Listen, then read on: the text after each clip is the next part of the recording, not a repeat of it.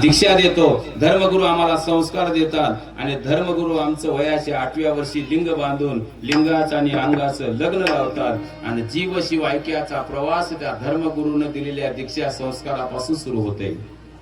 पण दुर्दैवानं दीक्षा दिल्यानंतर धर्मगुरूकड त्याचा मागोवा घेण्याची व्यवस्था नाही. लिंग बांधला मग पुढे त्याचं लिंगाचं काय झालं याचा कधीच आढावा घेतला नाही. म्हणून पुढचा दोरी वळीत चाललाय, मागचा उकलीत चाललाय. इथून पुढे ध्यानात ठेवा, धर्मगुरूनं आम्हाला जे दिलेला संस्कार आहे तो आयुष्यभर जतन करावा लागतो. आणि अतिशय महत्वाचा जो अभंगाशी अपेक्षित आहे तो आहे सद्गुरू. सद्गुरू हे व्यक्त नाही, सद्गुरू हे अव्यक्त आहे, तत्व आहे. आणि हे सद्गुरू नावाचं तत्व भगवंतानं जन्माला घालणाऱ्या प्रत्येक जीवामध्ये जन्माला घातलं तेव्हाच टाकलेलं आहे. फक्त माझ्यामध्ये ते सद्गुरू नावाचं तत्व आहे याची मला ओळख झाली नाही म्हणून आम्हाला दुःख आहे. माझ्यामध्ये त्या सद्गुरूचं तत्व आहे याची आम्हाला जाणीव झाली नाही म्हणून आम्हाला समाधान नाही. सद्गुरू नावाचं तत्व माझ्यामध्ये आहे हे ज्या दिवशी कळेल ना त्या दिवशी आम्हाला आत्मिक आनंद मिळेल. आणि आत्मानंद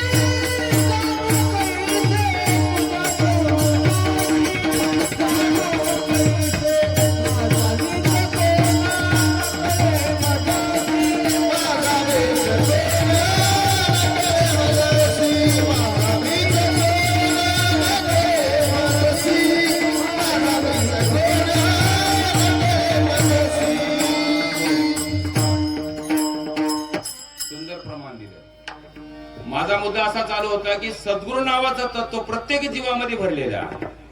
अज्ञानामुळं, मायेमुळं, भ्रांतीमुळं माझ्यामध्ये सद्गुरू तत्व आहे. वारंवार आठवण आतून येते पण आम्ही त्याला दाबीत राहतो.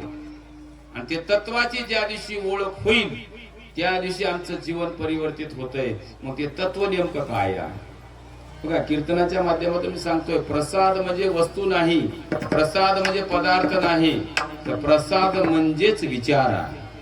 विचारानं, संस्कारानंच आपल्याला आत असलेला भगवंत कळतो. विचारानंच मानवी जीवन कळतंय. वर्तमान काळ प्रगत झाला असं आपण म्हणतो, भलती प्रगती झाली. प्रगती झाली म्हणजे काय झालं? झोपड्यात राहतो ते बंगल्यात राहायला गेला म्हणजे प्रगती झाली आम्ही असं मानतो. 1500 रुपये बाळगीत होता आता लाखानं पैसे बाळगतोय याचा अर्थ तो आता प्रगत झाला असं आम्ही म्हणतोय. पण भौतिक अंगाने प्रगती कधीच आत्मिक समाधान देत नाही. कारण प्रगती आम्हाला पाहिजे आहे ती आत्मिक अंगानं. ती प्रगती आम्हाला मिळणं, संस्काराची प्रगती असावी लागते बघा, संवेदनाची प्रगती असावी लागते, भावनेची प्रगती असावी लागते. पण आम्ही बाहेरून प्रगत झालो याला अर्थ आम्ही प्रगत. जसं जसं आम्ही श्रीमंती पैशाने येत गेली तसं तसं सगळ्यात मोठं दारिद्र्य येत गेलं. त्या दारिद्र्याचं नाव आहे विचाराचं दारिद्र्य. पैशाचं दारिद्र्य निर्मूलन करता येईल सरकारी योजना लावू, पण विचाराच्या दारिद्र्याचं निर्मूलन करणं सगळ्यात अवघड आहे, सगळ्यात अवघड आहे. आणि म्हणजे सत्संग काय आहे, कीर्तन प्रवचन काय आहेत, तर या विचाराच्या दारिद्र्यातून बाहेर पडण्याचे मार्ग म्हणजे सत्संग आहे. विचाराचं दारिद्र्य, आज आमच्यामध्ये विचाराचं दारिद्र्य एवढं वाढलंय की सख्या भावाला आम्ही बोलायला तयार नाही. विचाराचं दारिद्र्य एवढं आमचं वाढलंय की आम्ही घरामध्ये एका कुटुंबामध्ये राहणारे, एका चुलीवर स्वयंपाक खाणारी माणसं एकमेकाचं द्वेष करत असाल तरी विचाराचं दारिद्र्य आहे. विचाराचं दारिद्र्य मग जातीभेद करतंय, विचाराचं दारिद्र्य वर्णभेद करतंय, विचाराचं दारिद्र्य लिंगभेद करतंय, विचाराचं दारिद्र्य परिस्थितीचं भेद करतंय. आणि जिथं भेद आहे, जिथं द्वैत आहे तिथं देव नाही.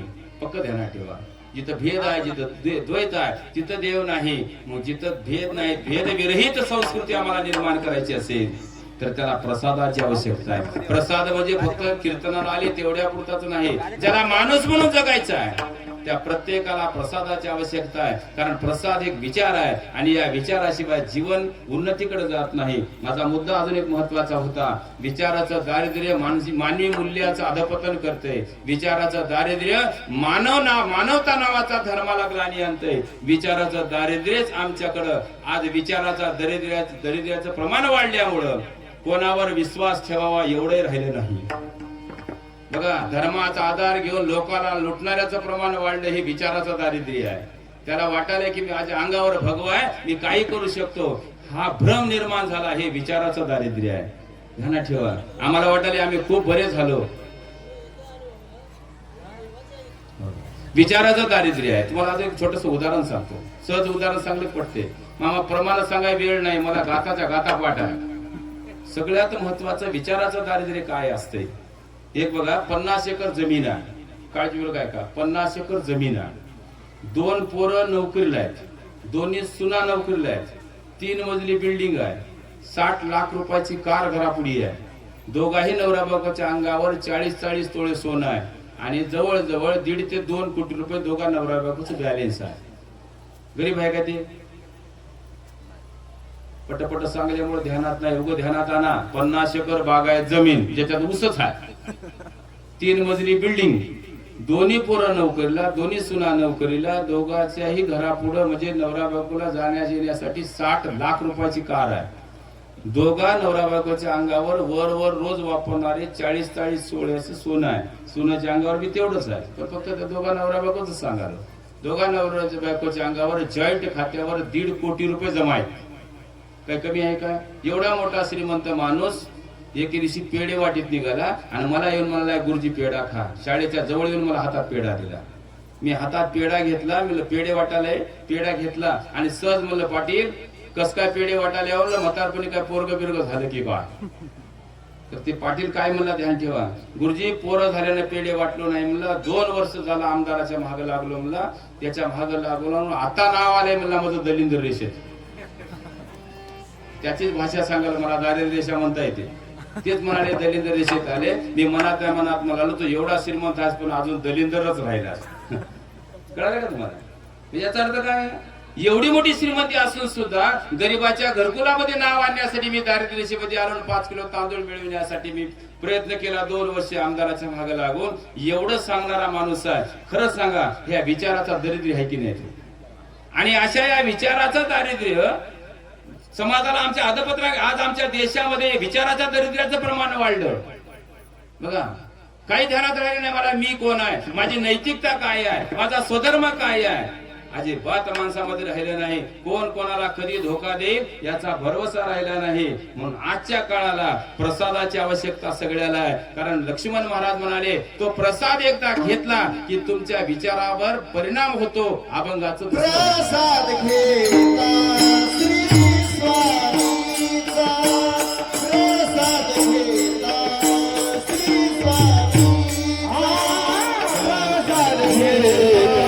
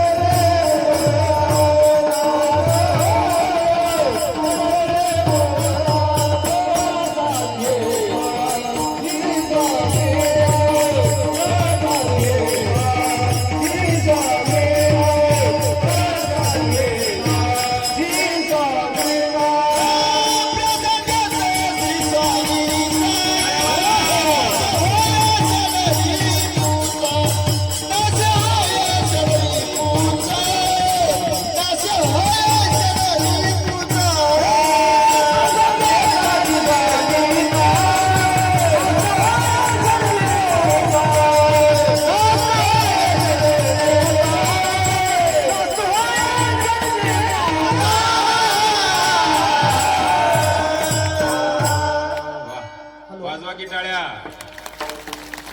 विसरू नका, बोटाला बोट लागले पाहिजे, मुंग्या येईपर्यंत वाजल्या पाहिजे. त्याचे फायदे सांगता सांगता राहून गेले तुम्हाला. अशा टाळ्या वाजवण्याचा पहिला फायदा आहे, आपल्या टाळीच्या आवाजाने शेजारणीचे डोळे जे जड पडले ते हलके होतात. उगा आमच्या कीर्तनकाराला भ्रम आहे आणि माझा भ्रम आज संपलाय. मला उगा भ्रम होता, चुकीचा होता ते. मला वाटायचं लोक रात्रीच्याच कीर्तनाला गुंततात काय, पण आज खात्री झाली कीर्तन तू कवाई कर, रात्री कर, दुपारी कर, दिवसा कर, डोळे जड पडतातच. म्हणून टाळ्या वाजवायच्या. नंबर दुसरा फायदा अतिशय महत्वाचा आहे, अनायासे भजन घडते. टाळ्या वाजविल्यानं अनायासे भजन घडते. अनायासे म्हणजे विनासायास. करतो हा भाव नाहत नाही. करतो हा भाव ठेवला की कर्तृत्वाचा अहंकार येतो. मी करतो म्हणले की येतोय अहंकार. आणि जिथं सहज केल्या जाते, जिथं अनायासे केल्या जाते, ते लवकर सिद्ध होते. तुम्हाला सगळ्याला महिला मंडळाला माहित आहे, ठरवून केलेली भाजी आणि कधी कधी अनायासे केलेल्या भाजीत फरक आहे. तुम्ही एका दिवशी ठरवून करा, आज भाजी चवदार करायची, टेस्टी करायची. नवरा रोज म्हणाला तोंड खराब पडले, दुसरं काही पिल्यानं नाही, सहज म्हणलं मी. आज चांगली भाजी करायची असं तुम्ही ठरवा, 100% भाजी बिघडते बघा. त्या दिवशी मीठ तरी डबल पडते, कमी तरी पडते, काहीतरी होते. आणि ज्या दिवशी भाजीला काही नसतंय त्या दिवशी निवळ तुम्ही पाण्याला फोडणी द्या. भाजी एवढे चवदार होती की नवरा रोज जेवताना म्हणते त्या दिवशी सगळी झालं नाही बघ. काय झालं होतं, ज्या दिवशी करतो म्हणलं की कर्तृत्वाचा अहंकार येतो. म्हणून अनायासे होत नाही. म्हणून भजन करतो म्हणायचे नाही, सहज टाळ्या वाजविल्या की अनायासे भजन होते. कळलं का तुम्हाला, विनासायास. म्हणजे मी भजन करतो हा भावच राहत नाही. आणि तिसरा फायदा जे आपल्या विज्ञानानं सांगितलेला फायदा आहे, आयुर्वेदानं सांगितलेला फायदा आहे. आपल्या शरीरामध्ये 72,000 नाड्या असतात. किती? 72,000. त्या सगळ्या नाड्याचं कनेक्शन आपल्या तळ हातात असते. काही काही वेळ प्रयोग केले जातात. तुम्ही युट्यूबला बघा, डोकं दुखू आलं की इथं दाबताय, पोट दुखू आलं की इथं दाबताय, पाय ओढून आले की इथं दाबते. याच्या अर्थ सगळ्याचं कनेक्शन तळ हातात आहे आपल्या. आणि तुम्ही टाळ्या वाजविल्यानंतर मुंग्या येईपर्यंत टाळ्या वाजविल्या की तुमच्या हातावर एक विशिष्ट प्रकारची ऊर्जा तयार होते. आणि टाळ्या वाजविल्यामुळे ती ऊर्जा रिवर्स जाते, म्हणजे पाठीमागे जाते आणि आपल्या शरीरामध्ये संचारले जाते. आणि त्यावेळेस आपलं रक्ताभिसरण वाढतंय, रक्ताची गती वाढते. आणि जिथं रक्त पळतंय, गती वाढते, तिथं रक्त थांबत नाही, म्हणजे गोटत नाही.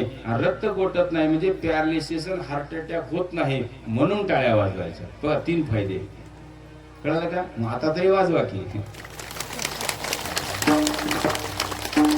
आता अजून 4 फायदे आहेत, ते कीर्तन संपता संपता सांगणार आहे. आता सांगलं तर झालं, याचं कीर्तन उठून जासाल तुम्ही. आता कीर्तनाकडे या. माझं चिंतन आता अभंगाच्या दुसऱ्या चरणावर आले. दुसरं चरण शिवसंत लक्ष्मण महाराज म्हणतायत, प्रसाद घेताची स्वामीचा नाश होय. आत असलेलं जे सद्गुरूचं तत्व आहे, ते सद्गुरूचं तत्व आम्हाला का कळत नाही? कारण त्याचे अडथळे येतात. त्या अडथळ्याला नाव आहे षडरिपू. आणि जिथं अडथळे येतात त्या पलीकडं दिसत नाही, जिथं अडथळे येतात पलीकडे जात नाही. म्हणून पहिल्यांदा सद्गुरु तत्वाकडे जाण्याच्या अगोदर त्या प्रसादाच्या माध्यमातून, विचाराच्या माध्यम, सद्विचाराच्या माध्यमातून आम्हाला एक एक अडथळा दूर करावा लागतो. पहिल्यांदा काम दूर करा, बरोबर आहे. नंतर क्रोध दूर करा, लोभ, मद, मत्सर, दंभ, अहंकार हे षडरिपू ज्या दिवशी आमचे जातील त्या दिवशी जे उरतंय ते निखळ तत्व म्हणजे सद्गुरु तत्व आहे. ते आत आहे, आपल्या हात आहे. तुम्हाला महाराज बऱ्याच वेळ झाला सांगायला आत सद्गुरु तत्व आहे, ते कसं ओळखायचं आता सांगतो तुम्हाला 2 मिनिटात. तुमचं तुम्ही प्रॅक्टिकल करून बघा. फार अवघड नाही ते. सद्गुरु तत्व कळणं फार अवघड नाही. बघा, एका बाईने चहा केला, सुंदर दुधात साखरपट्टी टाकली आणि चहा केला. आणि चहा करणं झाल्यावर चहा पिला आणि उरलेल्या चहामध्ये पाणी टाकून सासूला दिला. असं बऱ्याच जणी करतात, मला नाव सांगायला लावू नका. आता माझा मुद्दा महत्वाचा नाही, आता त्याच्या पाठीमागला बघा दृष्टिकोन महत्वाचा आहे. ज्या वेळेस तिने स्वतः चहा पिला त्यापर्यंत काही नव्हतं, पण ज्या वेळेस तिने उरलेल्या चहामध्ये पाणी टाकू लागली होती त्यावेळेस तिला मधून एक आवाज येत होता, टाकू नको. त्या सासूला जरी कळलं गेलं तरी देव बघतोय, असं वागणं बरं नसतंय, हे एक वाईट कर्म आपल्या हातून व्हायलंय. आपल्या सासूला आपण हे असं करणं चुकीचं आहे, याचे परिणाम मला माझ्या माईला भोगावे लागतात. काय म्हणाला मी? मला आणि माझ्या माईला हे भोगावे लागतात. मधून आवाज येते, मग ते दुसरा जे शेडरिपूचा आवाज आहे ते दाबते, मी तरी पाणी टाकून द्यायली जाऊ तर ते बी देईना झाली. ते शेडरिपू आहे म्हणजे सपोर्ट करते. आणि जर त्या मधले आवाज ऐकून जर तुम्ही पाणी न टाकता अर्धाच कप जर चहा सासूला दिला, समजा तुम्हाला गुरुचा प्रसाद कळाला, सद्गुरु कळाला. हे कळालं नसत. अजून एक उदाहरण सांगतो. शेताला जाताना तुमच्या कानावर आले की शेजाऱ्याचे टरबूज खायला आलेत. शेताला चालला तुम्ही, टरबुजाचं शेत आहे आणि तुमच्या कानावर आले की बरेच लोक टरबुजाने आले आणि त्या वावराच्या जवळ आल्यावर तुमच्या मधून एक आवाज येतोय, चला टरबूज खायला काही हरकत नाही. तुम्ही त्या धुऱ्यावर जाता. धुऱ्यावर गेल्यानंतर तुमचं मन होते टरबूज घ्यायचं आहे. एक मन म्हणते कोणी बघलं तर कशाला, दुसरं मन म्हणते सगळेच खायला तर आपल्यालाच काय होणार आहे. एक मन म्हणते टरबूज 10 रुपयाला किलो मिळाले, 10 रुपयाचं 2 किलो 20 रुपयाचं घेऊन खाल्लेलं बरं. पण चोरी करणं पाप आहे. एकदा जर टरबूज घेताना जर कोण बघितलं तर जन्मभर माझ्यावर स्टॅम्प पडणार आहे. कशाचा? टरबूज चोरीचा. त्याच्यापेक्षा न खाल्लेलं बरं. 20 रुपयाचं विकत घेता येईल आणि टरबूज काय तोंडात असेपर्यंत त्याची चव आहे, नरड्याच्या खाली उतरले की काय होणार आहे. असं म्हणून मधला आवाज ऐकून जर तिनं वापस फिरली तर समजा तिला गुरुचा प्रसाद कळाला. आणि सगळेच खायला तर बघूत उघड केल्याला जे वैद्य म्हणलं तर मग तिला गुरुचा प्रसाद कळत नाही. मी तुम्हाला, मला सांगायचं दुसरंच आहे. मी तुम्हाला टरबुजावर घालून सांगालो, ज्याचा वाकडा पाय पडणार आहे त्या प्रत्येकाला मधून आवाज येते की चुकीचं पाऊल टाकू नको. हे पाऊल तुझं जर उद्या उघड केलं तर दोन्हीकडून अपमान आहे, तोंड दाखवायला जागा राहणार नाही. म्हणून असलं काही तू मोहात पडू नको. मधून आवाज येते, मधला आवाज ऐकून जर त्या मोहापासून दूर राहिली तर समजा गुरुचा प्रसाद मिळाला. आणि मधला आवाज ऐकून जर काही फरक पडणार गेला की समजा शेडरिपूचा जोर वाढला. आपलं आपणच ठरवायचं आहे, आजच ठरवायचं आहे, उद्या नाही.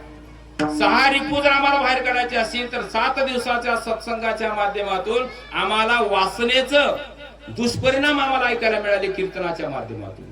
अरे बाबा, मोठमोठे लोक वासनेच्या अधीन गेले आणि अधपतनाला गेले. मोठमोठे लोक. आपण कोण आहोत? कारण वासना सगळ्यात अवघड आहे आणि ही वासना संपत नाही. माझं डबल ऐका, काम कधी संपत नाही. काम हे भगवंतानं निर्माण केलेली प्रेरणा आहे. असं कोणी म्हणत असेल की शेडरिपू हे वाईट आहेत, अजिबात नाही. भगवंतानं निर्माण केलेले आहेत. शेडरिपू म्हणजे भगवंताच्या प्रेरणा आहेत. त्याचा अतिरेक वाईट आहे. कामाचा अतिरेक. काम नसेल तर जगाची निर्मिती झाली नसती. नक्की काम पाहिजे, पण काम धर्माच्या अंगाने पाहिजे. त्याला नाते गोते धर्म त्याला कळायला पाहिजे. म्हणून या ठिकाणी माऊली सुंदर सांगतात, प्रसादानं काम जरी त्याच्याकडे असेल तरी त्या कामाला विशिष्ट मर्यादेमध्ये ठेवल्या जातंय, म्हणून काम आकळल्या जात. काम संपत नाही, ध्यानात ठेवा. दात पडलेल्या म्हाताऱ्याला जरी विचारलं तुम्ही, दात पडलेल्या म्हाताऱ्याला एकाशी विचारलं वासना कशी राहते सांगाल तुम्हाला. दात पडलेल्या म्हाताऱ्याला विचारलं, आजा हरभरे खाता काय? तर आजा मला म्हणला कुठून देता काय? मी मला आजा उठून जायची वेळ आली तरी तो हरभरे कुठून कस काय मागायला असं. आजा म्हणला मी म्हातारा झाला पण वासना म्हातारी झाली. कळलं का तुम्हाला? वासना कधी म्हातारी होत नाही, इच्छा राहणारच आहे. मग प्रसादाच्या माध्यमातून काय होणार आहे? त्याला मर्यादा कळतात, कामाच्या मर्यादा कळतात. आज आमच्या कामाचा अतिरेक झाला आणि वासनेचा अतिरेक झाला. म्हणून आज जगामध्ये जे प्रकरण घडत आहेत हे कामाचा अतिरेक झाला की व्यभिचार वाढतो. आणि हे व्यभिचार कधी जात बघत नाही, व्यभिचार कधी स्थळ बघत नाही, काळ बघत नाही, व्यभिचार नाते गोते बघत नाही. एवढंच नाही तर स्वतःच्या अवमानाची किंमत त्याला कळत नाही. हे काम आहे. आणि संत म्हणाले की प्रसाद घेतल्यानं आम्हाला कामाला मर्यादित ठेवता येतं. म्हणून काम पूर्ण झाला नाही तर क्रोध येतो आणि राग तर एवढा येते महाराज. एक म्हातारी बाई म्हणली माझ्या शेजारची की गुरुजी लेकरं नकटे जन्माले पण राग नाकाच्या शेंड्यावर. किती राग आहे महाराज. आणि आमच्या भारताच्या मध्ये म्हण आहे ग्रामीण भागामध्ये, राग आणि भीक माग. आणि आम्हाला आता तीच येळी आली कारण भलताच राग. राग कधी येतो? फार प्रमाण सुंदर दिले त्याला. एक शास्त्रीय प्रमाण आहे राग काय येतो. त्याने सांगितलं विवेकाचा अभाव झाला की राग येतो. म्हणून संत म्हणाले राग करू नका बोला रात्रंदिवस विवेक आला. मग या 6 रिपूवर जर मात करायची असेल आणि तो प्रसाद आणि तो भगवंताचं जे गुरुचं स्वरूप आहे, सद्गुरु स्वरूप आहे, ते जर जाणून घ्यायचं असेल तर प्रेमाने एकदा भजन करा. शंकर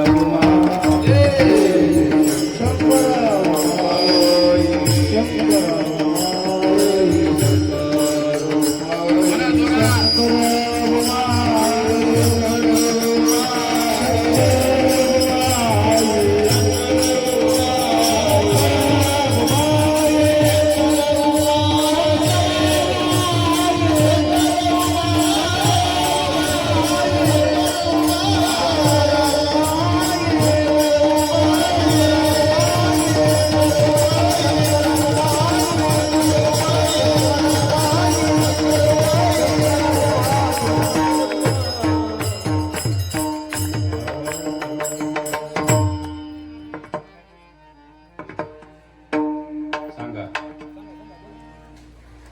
एक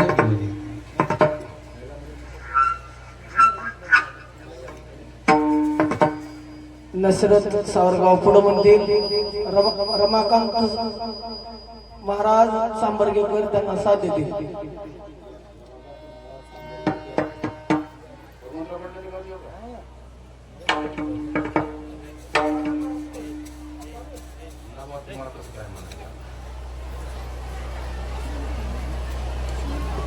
चालू होण्याच्या अगोदर समोर उभं टाकलेले जे कारामुगे साहेब आहेत, तुम्हाला माहित असू द्या, क्लास 1 ऑफिसर आहेत. क्लास 1 आता रिटायर झाले परवा.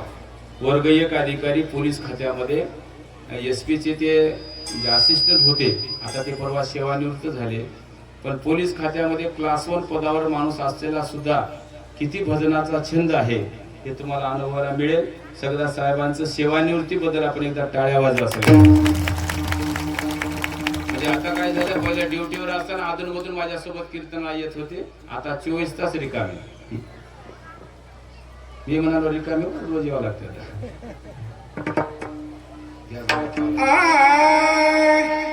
आवाज जाईल माहिती.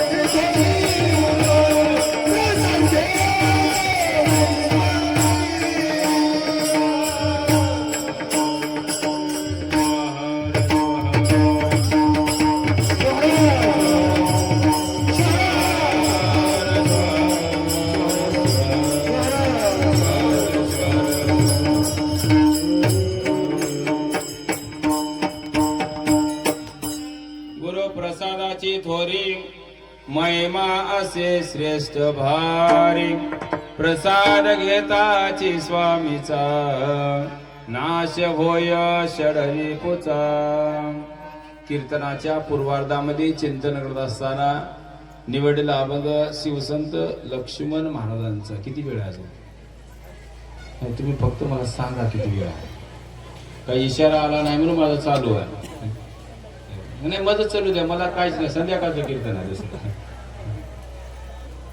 पूर्वार्धामध्ये चिंतन करत असताना नेमकं शिवनाम सत्ता काय असतो, त्या सत्यातून अपेक्षित काय आहे, परिवर्तन म्हणजे नेमकं काय आहे, बदल. परिवर्तन म्हणजे नेमकं काय आहे तर बदल आहे.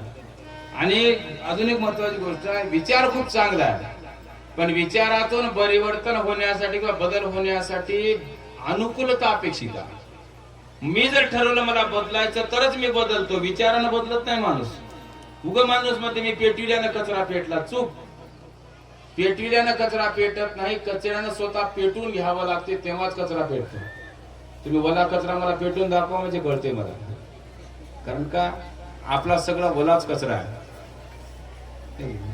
आपण चलत चलत म्हणतो कीर्तनामधून येताना, कीर्तनाला येताना सुद्धा म्हणतो अपेक्षा परिवर्तनाची नाही, बदलण्याची नाही. भगवंताच्या सानिध्यात आल्यावर बदल निश्चित होतो पण बदलण्याची तयारी पाहिजे. आणि त्यासाठी इथं बदलायला यायचं असेल, सत्संगाला यायचं असेल तर येताना पूर्वग्रह सोडून द्यावा लागतो, रिकाम होऊन यावं लागतं. रिकाम्या पात्राने इथं आपण आलो तर काहीतरी इथून भरून येत आहे. आपलं येण्याचं आणि जाण्याचं आणि बदलण्याची परिभाषा फार सुंदर एका दृष्टांतामध्ये आहे. एका ठिकाणी एक दृष्टांत सांगताना सांगतात की एक माणूस असा होता म्हण, इकडे माझ्या काळजीपूर्वक ऐका. पाणी पियायचं का तुम्हाला? पाणी आणून द्यायचं का जाग्यावर? ऐका येणाऱ्याची भरती सोय करतात. परवाची तर चहा बिस्किट देऊन आली मध्ये मध्ये. कीर्तनाकडे लक्ष असू द्या. मी काय सांगितलं, एका ठिकाणी एक असा माणूस होता, फक्त बदलले हे शब्द ध्यानात ठेवा. आणि तो माणूस असा होता की महिना 2-2 महिने आंघोळ करीत नव्हता. आता एवढ्या उन्हामध्ये एक दिवस आंघोळ केली नाही तर आपल्याला घाण वाटते. आणि पट्ट्या एवढा भारी होता की त्या टेलरनं एकदा शिवून दिलेली बनियन अंगात घातली, बनियन फाटल्याशिवाय बाहेरच काढत नव्हता. धुलं तर कशाचा? 2-2 महिने बनियन धुत नव्हता, आंघोळ करीत नव्हता. त्याच्या अंगाची दुर्गंधी, वास आजूबाजूला बसलेल्या माणसाला यायची, माणसात बसायचं मोठा नाद. आपला वास दुसऱ्याला यायला, दुर्गंधी यायली, याचं भान नाही. माणसं जसे दूर जाऊ लागले तसं त्याच्या जवळ जाणारा माणूस. गावामध्ये कीर्तनाचा कार्यक्रम होता. कार्यकर्त्यानं कार्यक्रमाचं आयोजन केल्यावर त्याला सांगितलं संध्याकाळी कीर्तन आहे, तू कीर्तनाला येतोस, आलास तरी माणसात बसतोस महाराजाच्या पुढे जाऊन. आज कीर्तनाला येताना आंघोळ करून बनियन बदलून यायची. 8 वाजता सांगलं, 9 वाजता फोन केला, 12 वाजता पुन्हा माणूस घरी पाठविलं, 4 वाजता फोन केला, संध्याकाळी 7:30 वाजता त्याला फोन करून सांगितलं आठवण आहे की कशाची? आंघोळ करायची. साबण घेऊन दिली, शॅम्पूची पुडी घेऊन दिली, बरोबर आहे. दुसरी बनियन घेऊन दिली त्याला, म्हणजे असं बदलणार नाही म्हणून. शॅम्पू लावेल फुकटची, साबण लावेल, आंघोळ करून बनियन दुसरी तरी घालून येईल म्हणून त्याच्या मापाची बनियन नवी घेऊन दिली. 8 वाजता नेऊन दिली त्या माणसानं. संध्याकाळी कीर्तनाला आला, माणसात बसला, वास याचा ती येऊ लागला. कार्यकर्त्याला राग आला. कार्यकर्ता त्याच्या अंगावर गेला, तू काय माणूसच का? मला कालपासून तुझ्या भागा आहे, तुला बनियन घेऊन दिली, साबण घेऊन दिली है का नाही, शॅम्पूची पुडी घेऊन दिली, तुला एवढे फोन करून दिले, तरी तू याचा ते आलास म्हणजे तुझ्या अंगाचा वास याचा ते आलाय. त्यानं मला काय सांगावं तुम्हाला, आम्ही किती चांगलं वागलं तरी लोकांचा आमच्यावर विश्वासच नाही. इमानदारीनं मी आंघोळ केलं म्हणला, इमानदारीनं शॅम्पू साबण लावलं म्हणला, तुम्ही दिलेली बनीन इमानदारीनं घालून आलं म्हणला, पण तुमचा माझ्यावर विश्वास नाही, तुमचा विश्वास बसा म्हणून जुनी बनीन खिशात आणलं म्हणला. कळालं नाही का? अंगात घातले नवी पण जुनी कुठे आणले खिशात घेऊन आले. आता जुनी खिशात आणल्यावर वास याचा ते येईल की नाही? बरोबर आहे. तुम्ही आम्ही इथेही आलो संतांच्या ग्रंथाच्या संगतीमध्ये, पण प्रापंचिक अहंकार सोबत घेऊन यायला, त्याच्यामुळे ते माणसात बसूच देईना झाले. निर्मळ अंतकरणाने इथे यावं आणि विचार घेऊन जावा. या ठिकाणी लक्ष्मण महाराज अभंगाच्या दुसऱ्या चरणामध्ये सांगताय, एकदा तो प्रसाद घ्या. प्रसाद एकदा घेतला की प्रसादाचा परिणाम शरीरावर होणार नाही, प्रसादाचा परिणाम माणसाच्या वृत्तीवर होतो. प्रमाण अतिशय सुंदर दिले. एकदा तो शुद्ध भावनेने घेतलेला जर प्रसाद असेल तर माऊली म्हणतात एकदा प्रसाद घ्या, त्या प्रसादाचा परिणाम सांगितला, नाश होय षडले तुमचा. तो विचार एकदा घेतला की आपापच आमचा विचार बदलते, याचा अर्थ वृत्ती बदलते. आणि प्रमाण दिले, वृत्ती पालटून जाय.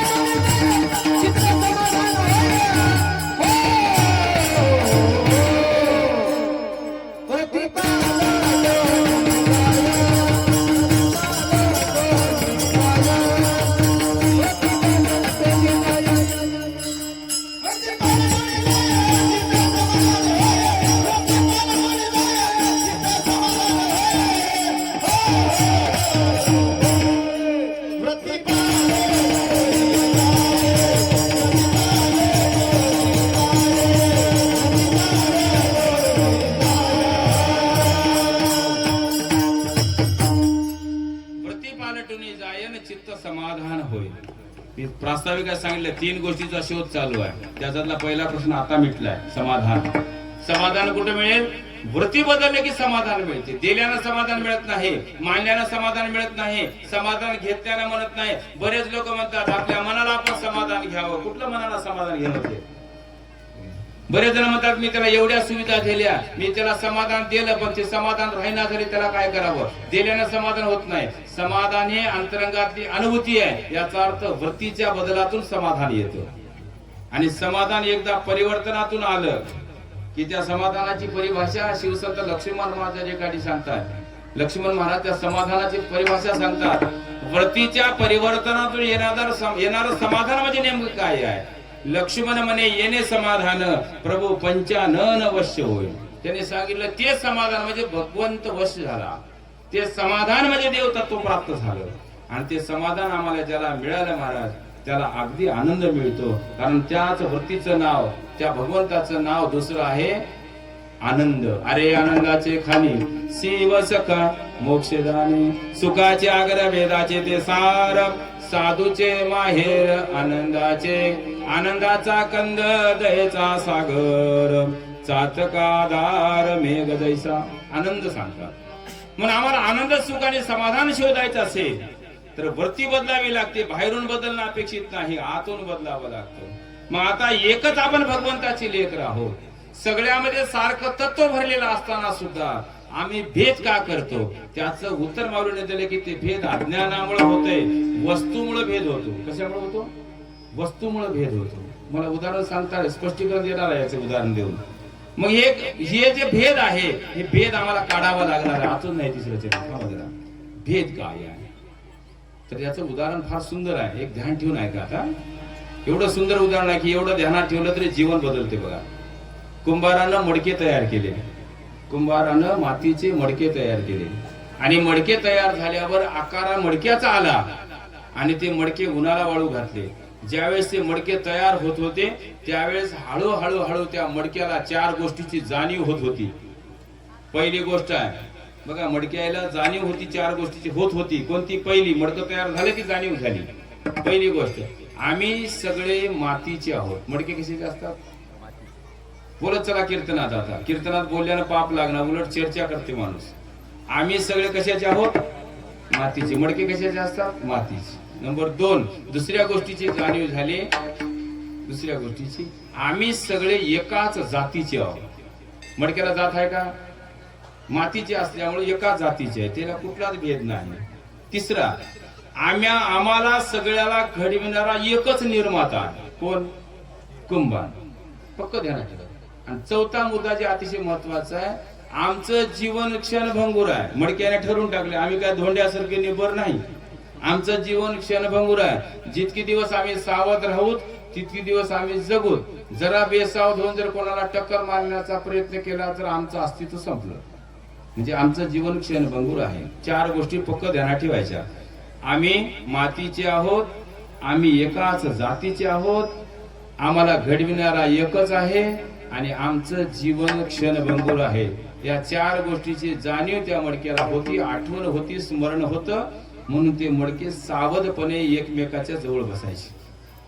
ते मडके कुंभारानं आव्यामध्ये भाजले. भाजताना सुद्धा त्या 4 गोष्टीची जाणीव होती. म्हणून त्या मडक्यानं व्यवस्थितपणे त्या आव्यामध्ये बसले. बिघडलेले होते, आव्यात व्यवस्थित बसले, कारण त्याला 4 गोष्टीची जाणीव होती. आम्ही मातीच्या, आम्ही एका जातीच्या, आम्हाला घडविणारा एकच आहे, आमचं जीवन क्षणभंगूर आहे. 4 गोष्टीची जाणीव होती. म्हणून दाटणी वाटणी सगळेजण त्या आव्यामध्ये बसले, भाजतानी म्हणालो. आणि आमचं मडकं साधं मुखेडून इथवर यायचं आहे बाराळीपर्यंत, तर एसटीत कोणाला जागा देईना. अर्ध्या तिकटाचा असेल येते काय, कसं व्यवस्थित बसले ते मडके. ते मडके आणून त्या भावानं, त्या कुंभारानं बाजारात ठेवले. आलेला माणूस विचारायचा, दादा मडके कुणाचे आहेत? तेव्हा कुंभार अभिमानाने म्हणायचा, मडके माझे आहेत. तेव्हा मडके मनातल्या मनात हसायचे, कुंभाराला किती अज्ञान आहे, आम्ही मातीचे आहो. कुंभाराचे आहो का? कुणाचे आहो? बोलत चला कीर्तनात, मातीचे आहो. पण कुंभार अज्ञानपणामुळे आमच्यावर सत्ता सांगते, आम्ही कुंभाराचे नाही.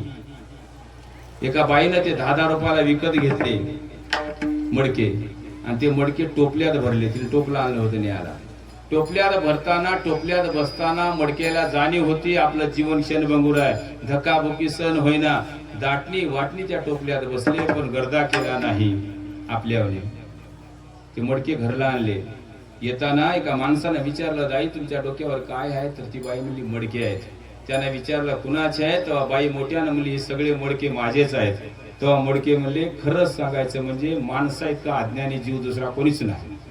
आम्ही मातीचे आहोत तरी कुंभार आमच्यावर सत्ता सांगतोय. बघा, आम्ही मातीचे आहोत तरी ती बाई आपल्यावर सत्ता सांगते. तिथपर्यंत त्याला जाणीव होती. मडके घरला आणले, वसरीवर मांडले, आणि मग हळूहळू त्या बाईनं एका एका मडक्यामध्ये एक एक वस्तू भरायला सुरुवात केली. जोपर्यंत आत वस्तू नव्हती तोपर्यंत मडक्याला 4ही गोष्टीची स्पष्ट जाणीव होती, स्मरण होतं. पण जशी त्याच्यात वस्तू भरायला सुरुवात झाली तसं तसं त्याचं विस्मरण वाढलं. आता ते मातीचं विसरलं. ते म्हणाले, मी पिठाचा आहे. तर बीट भरलेलं म्हणाले, मी मिठाचं आहे. साखर भरलेलं म्हणाले, मी साखरचं आहे. साखरेचं मडकं मिठाच्या मडक्याला म्हणाले, तू खरटवानाच्या जरा दूर बसत जाय. कळलं की नाही काही? दुधाचं मडकं दह्याच्या मडक्याला म्हणाले, विसरून गेले दुधापासून दही बनतंय. विसरून गेलं दह्याच्या मडक्याला म्हणाले, जरा सरकून बस, तुझ्या माझ्या नादी लागू नको, तुझ्या संग राहिले तर मी बी नासून जाईल. कळलं की नाही काही? हा, आता गेले विसरून. आम्ही मातीचे गेले, आम्ही एका जातीचे गेले, आम्हाला घडविणारा एक आहे गेले, आमचं जीवन क्षण सगळं विसरून गेलं महाराज. बघा, मडके मधल्या वस्तूनं द्वेष करायला लागले. पिठाचं मिठाला बोलू देना, मिठाचं पिठाला बोलू देना, डाळीचं कोणा, मुगाच्या डाळीचं तर कोणालाच बोलू देना. ते म्हणाला, जेवढे रोग ह्यात तेवढे मजाच नादी लागले म्हणाले ते विचार. त्याचं चालू आहे. दूधला, दही, तूप जे जमत तेवढं टाकलं त्या अवस्थेत. एक भाग्यवान निघाला, 1200 रुपये किलोचा माल त्याला भेटला. तूप, त्याच्यात तूप. ते तर असं मस्तीला आलं की त्या बाकीच्या म्हणाले, जिंदगी जगणार आयशी जगणार कशी शान के साथ. 1200 रुपये किलोचा माल आहे मला आपल्यामध्ये. आणि एक सगळे वस्तू भरल्यावर मस्कले साहेब एक मडकं उरलं. मस्कले साहेबच की, हा, रामरावजी मस्कले मंग्याळ. तुम्ही आमचे खरं म्हणजे मित्र आहोत. तुम्ही विसरला पण मी विसरलं नाही. काय घेणं, मित्र आहेत आमचे, नेते आहेत या भागाचे. बरं का, टाळ्या वाजवा एकदा सगळ्यांना. ध्यानात ठेवायचं, राजकारण करताना अजिबात भियायचं नाही. कारण धर्माला राजाश्रय अपेक्षित आहे आणि राजाश्रयाला धर्म अपेक्षित आहे. राजकारण करा पण धर्माच्या अंगाने करा. बरं का, आम्ही तुमच्या मागाव. वाजवा टाळ्या एकदा. आम्हाला काय, मला सांगा, जे आमच्यासाठी चांगले आम्ही त्याच्यासाठी 100% चांगले. काय अडचण आहे? आता कीर्तनाकडे या. सगळे मडक्यामध्ये वस्तू भरल्या आणि एक मडकं उरलं. पाटील साहेब, एक मडकं उरलं. ठीक नाही, कोळनूर एक मडकं उरलं आणि ते उरलेलं मडकं न्हाणीवर उघडं घातलं. पूर्वीच्या काळामध्ये हे टमरेल नसती की नाही, त्याच्या आधी ते तेच काम करायचं. ते मडकं तिथं ते उन्हाला बसले, हे सावलीला बसले. यायला वस्तू मिळाल्या, त्याला वस्तू मिळाली नाही. वस्तू मिळाली नसल्यामुळे त्याला ध्यान आहे. दोन वस्तू मिळाली नाही म्हणून ध्यान आहे आणि उन्हाला बसले म्हणून ध्यान आहे. आणि मग तिथून ते मडकं सावलीच्या मडक्याकडे टुकू टुकू बघाले. सावलीचे मडके म्हणाले, तुझा जन्म तर चक्कच वाया गेला. आपल्या जातीचा विसरले आता. काहीतरी बारीक सारीक त्या बाईला टाकायचं होतं ते. कोण म्हणाले? सावलीची. आमच्या संघ होतास, आमच्या संघ राहिलास, काही जमलं नाही तर ग्रामपंचायत तरी तुला भेटली पाहिजे होती. ते म्हणाले बिचार. पण ते उन्हाचं मडकं म्हणाले, असतं एखाद्याचं नशीब. बघा, असतं एखाद्याचं नशीब. हे बाकीचे मडके चालू आहेत. ते उन्हातलं मडकं म्हणाले, नशिबानं तुम्हाला सावली मिळाली, तुमच्या नशिबानं तुम्हाला वस्तू मिळाली, पण या वस्तूच्या नादामध्ये लागून मूळ विसरून चल्या. काय होतं मूळ? आपण मातीच्या विसरल्या, एका जातीच्या विसरल्या, घडविणारा एक आहे विसरल्या, जीवन क्षणभंगुर आहे विसरल्या. ज्याचं विस्मरण आहे ते तुम्हाला घात करील. म्हणून बापूरो, त्या वस्तूचा अंगात धरू नका. तुमच्या टाकलेली वस्तू ते बाई एक ना एक दिवस काढून घेणार आहे आणि तुम्हाला मोकळच करणार आहे. कळालं की नाही? मोकळं झाल्यावर ध्यान आणण्यापेक्षा आधीपासूनच ध्यानात ठेवलेलं बरं. उन्हाचं आरडू सांगाले, सावलीचे त्याच्याकडे कुठं लक्ष द्यायले? ते म्हणाले, उन्हाला हसत या गुणाचा हस. कळाले ना ते? आणि त्या बाईनं सगळे मडके एकावर एक रचून ठेवले. आणि सगळ्यात वरी कोणतं ठेवणार ती बाई? तुपाचं ठेवणार. तुपाचं मडकं ज्यावेळेस वरी ठेवली तेव्हा ते न्हाणीवरलं घसा खरडून आरडाले, त्याला लय डोसक्यावर घेऊ नका. कोणाला? त्या तुपाच्याला. त्याच्या नादी लागू नका. ते उगं वाटते तुम्हाला आपलं आहे, पण ते आपलं नाही. आपलं ते आपलंच राहते. कोण म्हणाले? न्हाणीवरला म्हणाले. सांगा रे बरं. हा, उगं लय भुलू नका. वरच्या 5,000 सांगाले ते तरी ऐक ना. ते न्हाणीवरलं मडकं सांगाले तरी ऐकाय तयार नाही. ते वरी बसून म्हणाले, बापू ते सगळं विसरले रे, ते वस्तू सगळं विसरले. ते तुपाला भुललेत. काय म्हणलं ते? माझ्या रूपाला भुलले नाहीत, माझ्या त्या मालाला भुललेत. ते सांगाले. तू गप राहाय म्हणला. गप राहायला काय घेतोस? कोण म्हणाले? ते वरलं मडकं म्हणाले, गप राहायला काय घेतोस? ते म्हणाले, उन्हालाच राहील म्हणला, पण खरं सांगायला कधीच भिणार नाही. ते म्हणाले. बाकीच्या मडक्याला म्हणाले, सावध राहा, त्याला डोसक्यावर घेऊ नका, धोका बसते बरं. ते आरडाले. हे बाकीचे म्हणाले, तर काय करावं बाबा, त्याला किती सांगलं ते ऐकाय तर नाही. यायची कुजबूज ऐकली बोक्या कळते की नाही? कारण बोक्या टपून बसला. बोक्याला माहित आहे ज्या दिवशी यायच्यामध्ये लागत तेव्हाच माझं साधन. कळालं की नाही? काही माझं बोलणं 2 अर्थानं असते. एक अर्थ मला सांगता येते पण तुम्हाला कळालाय. असे बोके पावला टपून बसले. पावला वा, आता कळालं बघा तुम्हाला. आणि या बोक्यापासून सावध राहणं म्हणजेच गुरुचा प्रसाद आहे. हेच तर कळावं लागते. पण त्या बोक्याचं ध्यान त्याच्यावर गेलं, पण यायचं ध्यान त्या बोक्यावर नाही. आणि बोक्यानं नेम धरून वरल्या मडक्यावर उडी मारली. नेम धरून उडी काय मडक्यावर बसते का? सगळी उतरण खाली आली. आणि सगळी उतरण खाली आल्यावर मधल्या सगळ्या वस्तू एक झाल्या आणि खापर बाजूला पडले की मग ध्यानात आले, आपण मातीचे आहोत. आता उपयोग आहे का काही? आपण एका जातीचे आहोत. गेले इसरून. आता ध्यानातून काय फायदा? आपल्याला घडविणारा एकच आहे. आता ध्यानातून काय फायदा? आपलं जीवन क्षण भारत संपलं की जीवन आता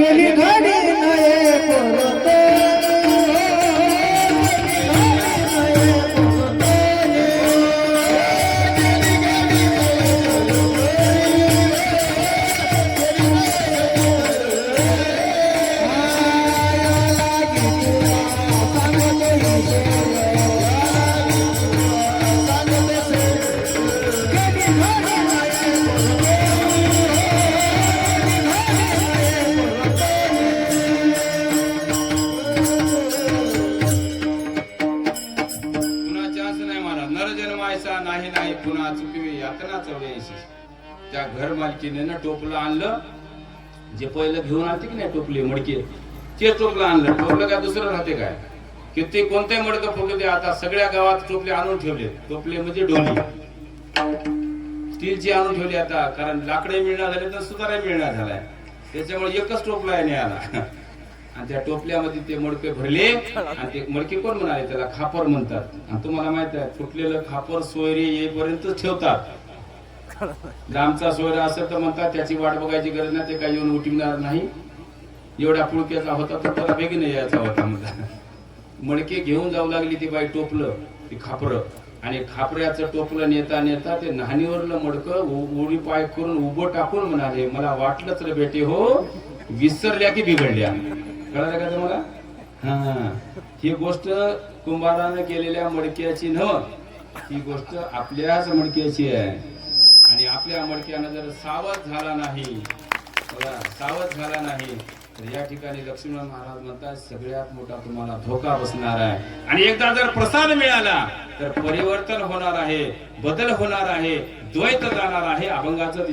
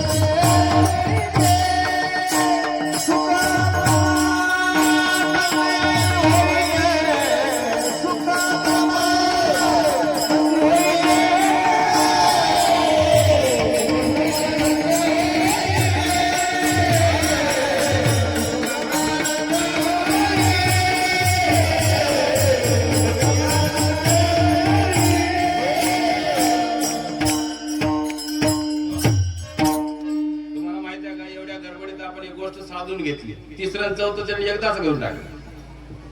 ते इशारा आला मला तिकडे झाला स्वयंपाक महाराज. आता इकडे लक्ष द्या.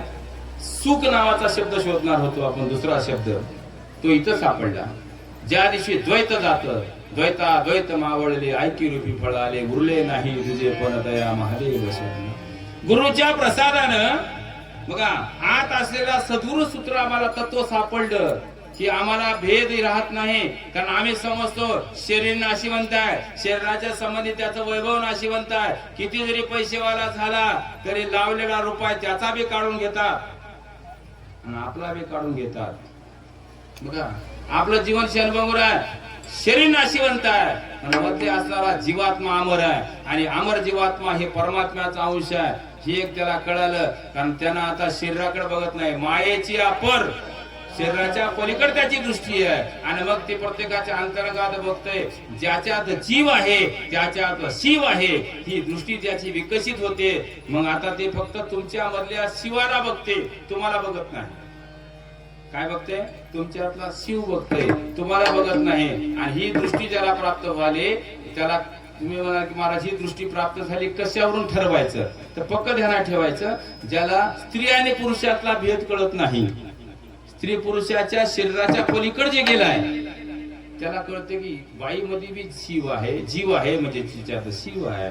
आणि माझ्यातही जीव आहे म्हणजे माझ्यातही शिव आहे. कुत्र्यातही जीव आहे म्हणजे कुत्र्यातही शिव आहे. मुंगीतही जीव आहे म्हणजे मुंगीतही शिव आहे. आणि हातीतही जीव आहे म्हणजे हातीतही शिव आहे. आणि मग ज्याच्यात जीव आहे त्याच्यात शिव आहे, ही दृष्टी ज्याला प्राप्त होते त्याला आता वेगळं सुख शोधायची गरज नाही. कारण त्याची दृष्टीच विकसित झाली. जे जे दिशे दृष्टी पुढे ते अवघे शिवरूप आहे. ही अवस्था त्याला प्राप्त होते. आणि ही अवस्था त्याला प्राप्त होते कुठली? त्याच्या पलीकडली, शरीराच्या पलीकडची, बरं का, मायेच्या पलीकडची दृष्टी प्राप्त झाली की त्याला मरण त्याच्यासाठी दुय्यम आहे. काय म्हणाल मी? मरण त्याच्यासाठी दुय्यम आहे. उलट ते म्हणते परमात्मा आणि आत्मा मिळण्यासाठी शरीर ही एक अडथळा आहे. म्हणून ते मरणाची घाई करते, कधी मरू कधी मरू, कधी देहाती विसरू. ही अवस्था त्याला प्राप्त होते. कारण त्याला माहित आहे आत असलेला जीवात्माच परमात्मा आहे. पण त्या परमात्म्याला ते स्वरूप होण्यासाठी शरीर अडथळा ठरते. मग शरीराच्या मरणाच्या बाबतीत ते कधीच विचार करीत नाही. उलट ते म्हणते असं जर मरण आलंच तर माझ्यासाठी कोटा चान्स आहे जीव शिव ऐक्याचा.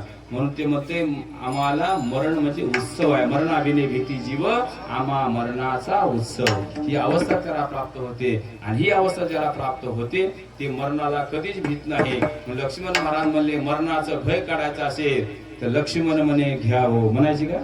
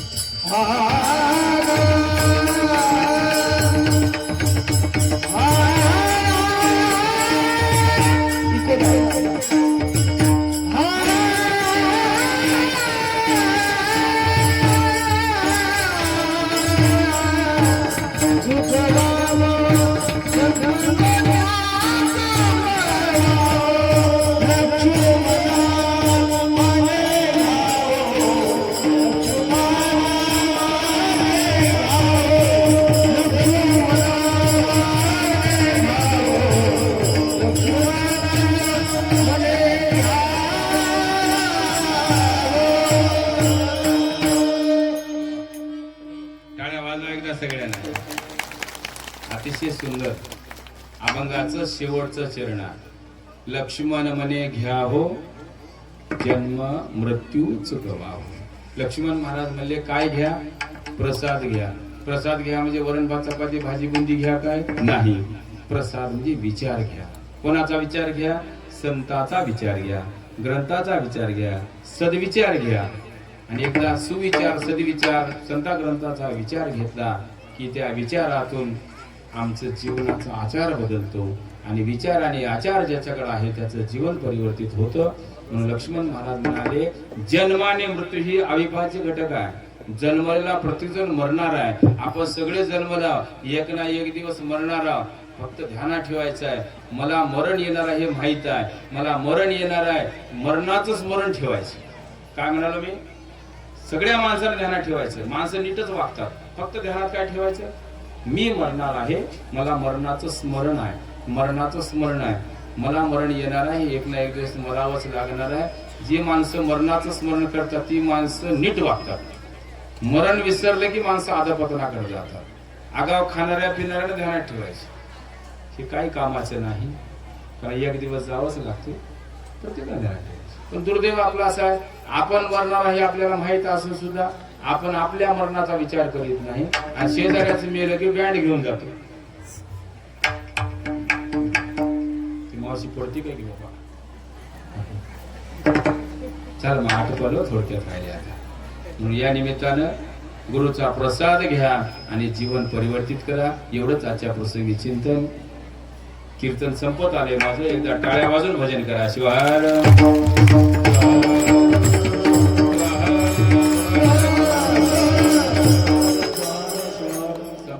कीर्तन. उद्या याचा अर्थ एकाच गावचे लोक नाहीत, पैसमाळची आहेत, पंचक्रोशीतून आलेली माणसं आहेत. आता तुम्हाला तुमची जबाबदारी वाढली. तुम्ही आता इथून घरला जाणार प्रसाद घेऊन. तुम्हाला गावातल्या बाया विचारणार, गेलतीस का माय कीर्तनाला? हो गेले होते. सांग बरं माय महाराज कोण्या गावचा होता? तो आहे की बा. तर महाराजाचं नाव काय होतं? तो आहे की बा. बरं अभंग कोणता होता? का आहे की. बरं संत कोणता होता? ते बी का आहे की. बरं महाराजांना काय सांगले तेवढं ध्यानात नाही बा. का? डोळा लागला होता. मग ती घरी राहणारी बाई म्हणते तिथं जाऊन तू डोळे लावलीस, मग मी न आलेलीच बरी होती, तू खाण्यासाठी घेतलीस का? म्हणते की नाही. मग तिचा बोल जर यायचा नसेल तर आता काय सांगतो तेवढं ध्यानात ठेवायचं. अजिबात हिंमत हारायची नाही. उद्या जर तुम्हाला कोणी विचार, बरं अजून एक गोष्ट आहे, विचारलं तर सांगावं. न विचारता सांगू नका, त्याची किंमत राहीणार. प्रत्येकानं विचारलं की सांगायचं. उद्या जर तुम्हाला एखाद्या बाईने विचारलं गेलतीस का कीर्तनाला, तर हो गेलते म्हणायचं. काय सांगलं महाराजानं असं म्हणलं तर सांगायचं. एक नंबर. अंगठाने करंगळी अशी चिटकून धरा. एक नंबर. ध्यानात राहते. काय लाज वाटायली का? असं असं आपलं आपलं तिथल्या तिथंच धरायचं, मला दाखवायचं नाही. एक नंबर महाराजांना सांगितले म्हणायचं. या कीर्तनातून काय सांगितलं ध्यानात करा. रोज सकाळी झोपेतून उठल्यावर सगळे काम सारल्यावर आंघोळ पूजा करून, चुलीची पूजा करूनच स्वयंपाक करायचा. आंघोळ पूजा केल्याशिवाय स्वयंपाक करायचा नाही. कारण जैसे खाय अन्न तैसे होय मन. आंघोळ तर आपण रोजच करतो, जेवण करतो, ते आता आधी करावं लागतं. एवढाच फरक आहे. करता बघा तुम्ही. प्रसन्न मनानं केलेला स्वयंपाक दुसऱ्याला प्रसन्न करतो. घरामधल्या किरकिऱ्या 100% बंद होतात आंघोळ पूजा करून स्वयंपाक केला की. करताव का? राईट. जर ती बाई मला म्हणली की एवढं सांगायला तितक्या लांबून आलता काय ते महाराज, तर 2 नंबर सांगायचं. 2 नंबरचा महाराजांना काय सांगितलं तर 2 नंबरचा महाराज एवढंच म्हणला, देवाची पूजा कर की न कर. काय म्हणला ध्यान ठेवून आहे का? देवाला जाय की न जाय, देवाची पूजा कर की न कर, पण घरामध्ये खरे देव मायबाप आहेत. आई वडील म्हणजे सासू सासरे. महिला मंडळ, तुमचे सासू सासरे तुमचं खरं देव आहे. सासू सासऱ्याची सेवा करा, खरी देवाची सेवा आहे. काय सासा खुश झाल्या. महाराज राव का असला राव आहे की नाही? काय सुना म्हणल्या तिच्याबद्दल काहीच म्हणणं झाल्या महाराज. मी त्या दोघांनाही एकाच वाक्यातून सांगून टाकलं. सासू सासरे देव आहेत, पण देवानंही देवासारखं राहिलं पाहिजे. कारण देवाचं मुख्य वैशिष्ट्य आहे, गप राहते त्यालाच देव म्हणतात. कळाले की नाही? काही तुमच्या गावात मारुती बसून 200 वर्ष झालेत, पण बेटा अजूनही गावातच आहे. त्याचं कारण माहितीये तुम्हाला? गप आहे म्हणून गावात आहे. ढाळजतलं म्हातारं गप राहिले की ढाळजत राहतेच, आणि एकदा बोलून आलं किती घडलं. म्हणून इथून पुढे ध्यानात ठेवायचं. मी सांगितलं सुनायला, खरे देव कोण आहे? सासू सासरे आहेत. तुम्हाला काय सांगितलं? खरे देव कोण आहात? तुम्हीच आहात. फक्त तुम्ही देवासारखं वागायला शिका. पैसा सांभाळू नका, नातू सांभाळू नका, ढोरं सांभाळू नका, काय सांभाळू नका. फक्त तोंड सांभाळल्या की जिंकलो तुम्ही. जर ती बाई म्हणली की एवढं सांगायला 2 वाजिला काय, तर एक शेवटचं सांगा. महाराजांना एकच सांगितले म्हणायचं, जेवढी दुधाच्या म्हशीची काळजी घेतीस, दुधाच्या म्हशीची काळजी काय घेते? इकून तिकून चांगला चांगला चारा आणून तिला टाक. कशासाठी? एवढ्या उन्हात सुद्धा पाय पोळी जाऊन म्हशीच्या पाठीवर पाणी टाकते. कशासाठी? हा, दुधाच्या म्हशीची जेवढी काळजी घ्यायली त्याच्यापेक्षा 1000 पट काळजी लेकराची घे. लेकर अभ्यास करतात की नाही बघ, शाळेत जातात की नाही बघ. काय काय बाया तर म्हणतात बाळ्या खिचडीचा टाइम झाला, काय बरं डबा घेऊन. शाळा शिकल्यापेक्षा खिचडी आणण्यावर भर देऊ नका. आणि इथून पुढे ध्यानात ठेवा, ज्याचे लेकर शिकतील तेच माणसं टिकतील. जो समाज आम्ही दुर्लक्षित समजला होता, जो समाज आम्ही दुर्लक्षित समजला होता, मागास समजला होता, त्या समाजानं शिक्षणाची कास धरली. आता तो समाज आमच्यावर राज्य करणार आहे, कारण अधिकारी आता त्याचेच व्हायलेत.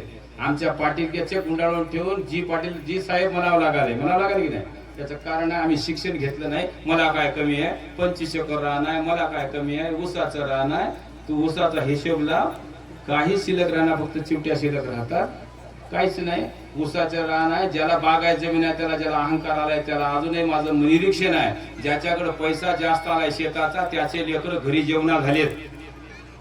जेवण जे आलेत कुठून? नुसतं हायवे झालाय म्हणजे काय मंदिरं झालीत का हायवेला? घरून जेवण आलाय. आणि त्याचे बायको म्हणाली त्यानं एकटा कसा उधळालाय, येताना माझ्या नावचे पार्सल आणा. दोघं पार्सल खायले, शेताला भाव जास्त आलाय. म्हणून इथून पुढे ध्यानात ठेवा, आता टिकणार काय असेल अजीब आणि आजन्म टिकणार असेल तर तुमचं शिक्षण टिकणार आहे. म्हणून लेकर जास्तीत जास्त पद्धतीने शिकविण्याचा प्रयत्न करा. नुसतं लेकराला शिक्षण देऊ नका, तर त्या शिक्षणासोबत संस्कार द्या. संस्कार आणि शिक्षण दोन गोष्टी ज्याच्या घरातून मिळतील त्याचं लेकरू या युगामध्ये, या प्रतिकूल युगामध्ये सुद्धा अतिशय पाय धरून टिकून राहणार आहे. संस्कार आणि शिक्षण दोन गोष्टी द्या. खरं भजन ती आहे, खरं कीर्तन ती आहे. कोणतं? शिक्षण. आणि ते काळ गेला, आता भोळा भाव देवा भाव म्हणायचा काळ गेला. ते पहिलं म्हणत होते, आता भोळा भाव देवा भाव नाही, आता एकच आहे, तू नीट तर तुझं नीट. काय म्हणाल मी? तू नीट वागलास की तुझं नीट वागतंय. तू चांगला विचार केला तर तुला चांगले विचार येतात. कारण घात आणि प्रतिघात आपल्या सोबत आहे. विचाराचा असू द्या का वागण्याचा असू द्या, एवढं जरी आपण केलं याचं माझं कीर्तन सार्थकी लागलं असं मी स्वतःला समजतो. कीर्तनाच्या निमित्तानं या खोरेश्वराच्या महादेव मंदिराची सेवा, मंदिराच्या शंभू महादेवाची सेवा करण्याचं भाग्य मला लाभलं. ते तुमच्या कुणाच्या तरी निमंत्रणावरून. म्हणून सप्ताह कमिटी आणि कार्यकर्ते मंडळी तुम्हाला सगळ्याला स्पेशल धन्यवाद. कीर्तनाची सेवा होत असताना आमचे रामरावजी जुबरे अण्णा आहेत, आमचे गोगे अण्णा आहेत, मग त्याच्यानंतर मंगलगे अण्णा आहेत. म्हणजे बरेच लोक इकडे परिचयाचे आहेत, कारण मी इकडला जुना महाराज आहे. ठीक आहे, नांदेड जिल्ह्यामधला जुना कीर्तनकार आहे मी. देवदास पाटलाच्या नंतर मीच आहे. बरोबर आहे. याचा अर्थ सुरुवातीपासून आपण सगळे परिचयाचे आहात. त्याच्यामुळे एखाद्या वेळा चांगल्या कालसाचं नाव घेण्याचं विसरून राहू शकते. म्हणून सर्व जणांना तुम्ही उपस्थित आहात आम्हा सगळ्याला धन्यवाद. कीर्तनाची सेवा होत असताना आदरणीय रामरावजी मस्करी साहेब मंगळकर यांनी माझा सन्मान केला, त्यांनाही धन्यवाद. आणि त्यासोबतच मर्दन मास्तरनं सुंदर साथ दिली. पेटी मास्तरनं गणेशराव पेटी सोडून बसल्या का मी तुमचं नाव घ्यायला आता. पेटी मास्तर आम्ही गुरुजीवा साहेब, आम्ही चौकस राहतो. आमच्या इतकं चौकस कोणीच राहणार. चौकस नुसतं राहिला साहेब, आम्ही आशावादी बी आहोत. आम्ही कधी कोणाला बोलत नाही. काल पुढे माझ्या शाळेत पोर म्हणजे साहेब आले होते तपास, 5वीच्या पोराला विचारलं 3 किती किती की हेडमास्टर आहे त्या शाळेचा. 5वीच्या पोराला विचारलं 3 किती, तर 5वीचं पोरग म्हणलं 17. तरी गुरुजी म्हणले व्हेरी गुड. साहेब म्हणले अहो 3 15 होता, 17 कसं म्हणलं? साहेब यानं गेल्या वर्षी 22 म्हणलं होतं, आमदा किती म्हणलंय? 17. म्हणजे 100% पुढच्या वर्षी काय म्हणणार आहे? इतके आशावादी माणूस आम्ही. तुला काय घाबरायचं नाही. हा, प्रगती व्हायला बस, म्हणजे उत्तराच्या जवळ चालले. धन्यवाद.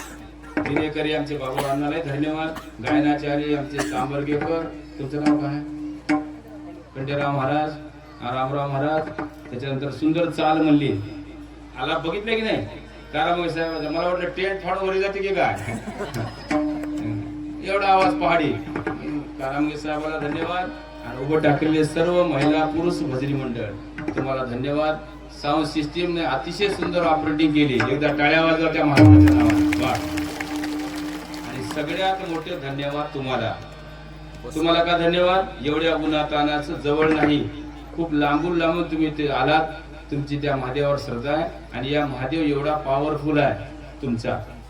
तुम्ही मनातून त्या महादेवाला सांगा, तुमचं दुःख ते ऐकून घेते. सांगा, फक्त त्याचं मार्केट करू नका. मी देवाला मागलं मी म्हणू नका. तुमच्या मनात ठेवा, मनी भाव ठेवी दृढ शिव पुरविल कोड. तुम्ही दृढ भाव ठेवा आणि तुमच्या मनात असलेलं दुःख त्या भगवंताला सांगा. 100% आमचा खोरीचा महादेव तुमचं सगळ्याचं दुःख दूर करेल आणि तसं म्हणजे दुःख दूर करावं अशी मी त्या देवाच्या चरणी प्रार्थना करतो. पुन्हा एकदा सगळ्याला धन्यवाद. कीर्तनाची सेवा होत असताना मी आज विशेष आनंदी आहे. का तर मलाही भ्रम होता की लोक रात्रीच्या कीर्तनात झोपतात काय, की 4 जणी झोपल्यात आता. म्हणजे ध्या दुपारा एवढं ऊन लागालय, एवढा महाराज चिरकू चिरकू सांगायला तरी डोळा लागालाय. माय अजून तू सरलं नाही. तिलाही आता राहू दे, उठू नको. तिलाही सांग तुझं नाव काढलं होतं म्हणा. पुन्हा एकदा सगळ्याला धन्यवाद देऊन झाली माझी वाङ्मयीन सेवा शिवसंत लक्ष्मण महाराज भगवान खोरेश्वराच्या चरणावर समर्पित करून सतत ही सेवा घ्यावी दासाची. शिवदास हीची इच्छित असे ही माझी वाक्य पूजा समर्पण हो श्री गुरु राजा मन्मथ शिवली मुनियोजा श्री गुरु नागेशा श्री गुरु नागेशा श्री गुरु नागेशा.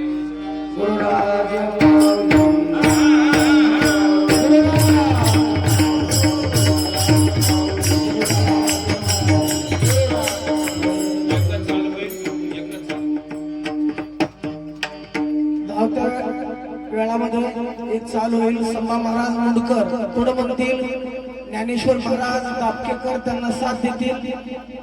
कोणी उठू नका, आरती होईल नंतर.